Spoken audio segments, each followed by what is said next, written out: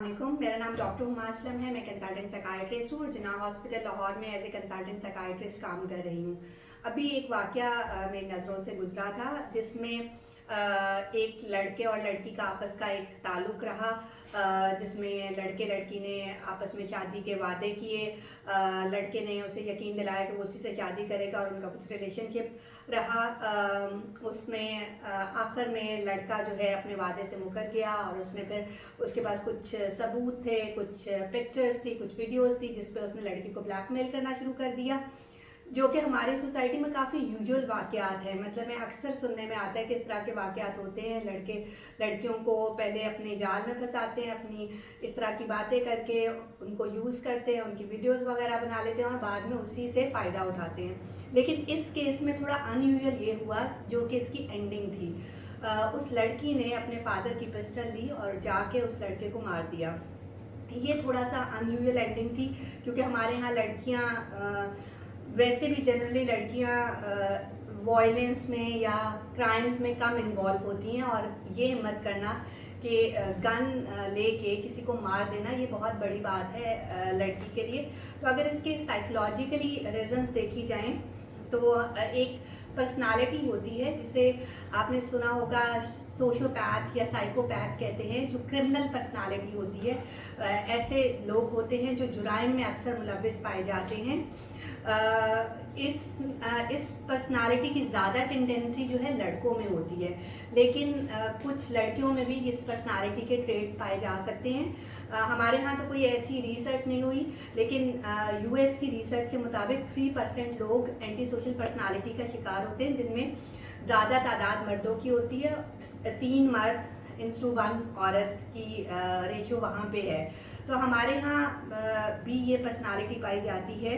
जो जितने भी इस तरह के वॉयलेंस के वाक़यात होते हैं उनको अक्सर देखा गया कि मर्द कर रहे होते हैं, लेकिन ख़वातीन में भी इसकी पर्सनालिटी की कुछ ट्रेड्स पाई जा सकती हैं। और इस पर्सनालिटी होने की वजह अर्ली लाइफ के इवेंट्स होते हैं। बचपन में अगर इन बच्चों ने बहुत ज़्यादा वॉयलेंस देखी हो, बहुत ज़्यादा इस तरह के वाक़यात देखे हों जिसमें कोई ख़ानदानी दुश्मनियाँ चल रही हैं, कुछ कत्लो गारत देखी हो, या समटाइम देखा गया है कि जब कुछ बच्चे जो मदरसों वगैरह में पढ़े होते हैं वहाँ पे बहुत ब्रूटली मारा जाता है, तो उनके लिए ये वॉयलेंस नॉर्मल बन जाती है।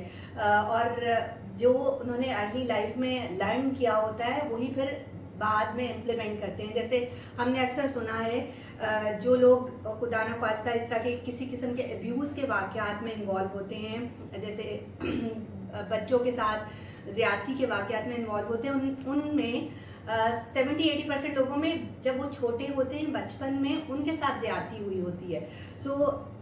जो विक्टिम होता है वो अक्सर एब्यूज़र बन जाता है बड़ा होके।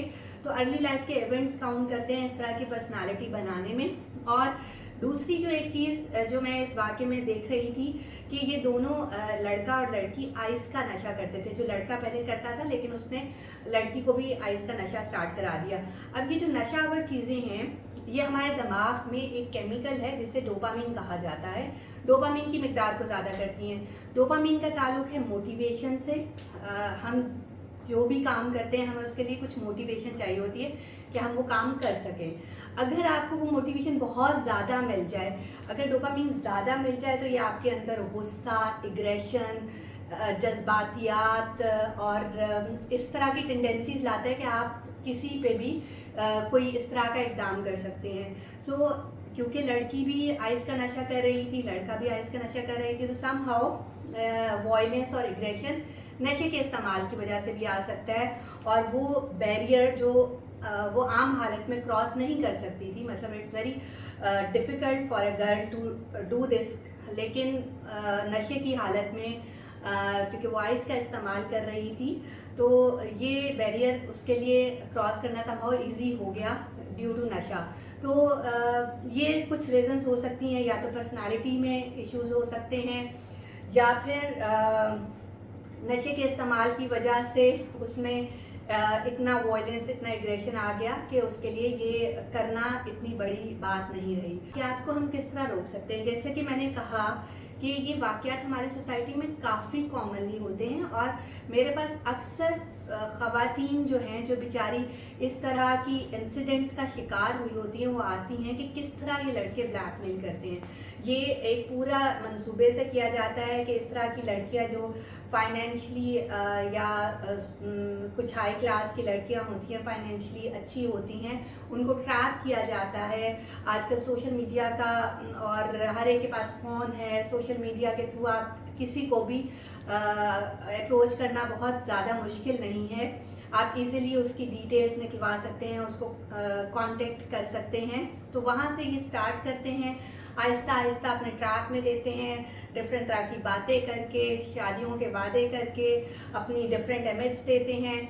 और जब फिर लड़कियों को कुछ इस तरह के चीज़ें, अफेयर स्टार्ट होता है, कुछ इस तरह की तस्वीरें बना लेते हैं, वीडियोस बना लेते हैं, ताकि बाद में उनको ब्लैकमेल कर सकें। और लड़कियां काफ़ी हद तक ब्लैकमेल होती रहती हैं, बल्कि बहुत सारे ऐसे इंसिडेंट्स भी हैं कि इसमें लड़कियां एंड अप कर जाती हैं सुसाइड करने में या अपने आप को कुछ इस तरह के नुकसान पहुंचाने में, ताकि वो अपनी फैमिली की इज्जत पे दाग ना बन सकें, अपनी फैमिली की इज्जत को बचाने के लिए वो इस हद तक जाती हैं। तो इसमें एक तो लड़कियों के लिए अवेयरनेस क्रिएट करना बहुत ज़रूरी है कि इस तरह के ट्रैप्स में मत आएँ। अपनी कोई भी इस तरह की चीज़, इस तरह की वीडियो रिकॉर्डिंग, इस तरह की पिक्चर्स ना शेयर की जाएं। और दूसरा, पेरेंट्स को भी मैं मैसेज देना चाहूँगी कि समटाइम टीनेज में आपका जब बच्चा वल्नरेबल होता है, समटाइम उससे कोई ऐसी गलती हो जाती है, यू आर द पेरेंट्स। अगर वो खुदा न खास्ता आपके बच्चे या बच्ची से कोई ऐसी गलती हो गई है, तो आपने उस बच्चे को ओन करना है, ना कि वो आपके डर से कोई इस तरह का इंतहाई कदम उठाए जो मज़ीद आपकी फैमिली के लिए बदनामी का बायस बने, मज़ीद उस बच्चे के लिए मुश्किल का बायस बने।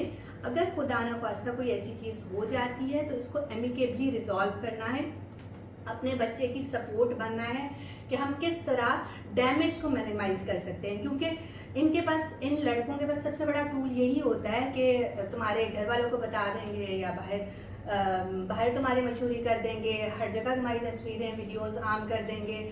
तो अगर इसको अगर फैमिली इन्वॉल्व हो जाए और फैमिली एमिकेबली रिजॉल्व कर ले, तो ये मसले आगे ना बढ़ सकें। बल्कि अभी तो हमारे यहाँ अगर इस तरह की एक सेकेंड, ये क्या होती है, साइबर क्राइम ना? साइबर क्राइम और कोई बनी हुई है ना एजेंसी, साइबर सिक्योरिटी क्राइम। हाँ। और अभी हमारे यहाँ साइबर क्राइम रिपोर्ट भी होते हैं। एक साइबर क्राइम एजेंसी बनी हुई जहाँ पे आप इस तरह के इंसिडेंट्स रिपोर्ट कर सकते हैं और वो आपको हेल्प करते हैं इस चीज़ से निकलने के लिए।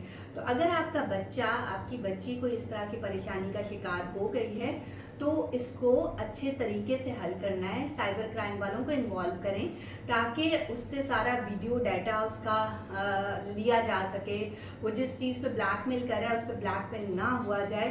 तो ये चीज़ें अगर पेरेंट्स की सपोर्ट हो, फैमिली की सपोर्ट हो, तो बेहतर तौर पे हल हो सकती हैं। सो अपने बच्चे को आपने ही सपोर्ट करना है। अगर खुदा न खास्ता उससे गलती हो भी गई है, तब भी वो आपका बच्चा ही रहता है।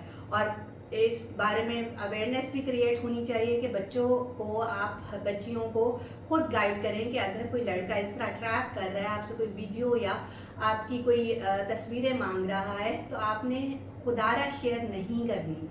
तो बच्चियों को भी अवेयरनेस देने की ज़रूरत है। साथ साथ अगर खुदा न खास्ता ऐसा कोई इंसिडेंट हो जाता है, तो पेरेंट्स का बहुत इम्पॉर्टेंट रोल होता है कि वो बच्चे को उस हाल में तन्हा ना छोड़ें, क्योंकि बच्चा ऑलरेडी एक वल्नरेबल एज में है और वो खुद से बहुत बड़े बड़े डिसीजन नहीं ले सकता, वो इम्पल्सिव हो सकता है, वो खुद को या दूसरे को नुकसान पहुंचा सकता है, जिससे ज़्यादा डैमेज होने का खतरा है। तो हम इसको डैमेज को मिनिमाइज कर सकते हैं इन्वॉल्विंग सर्टन।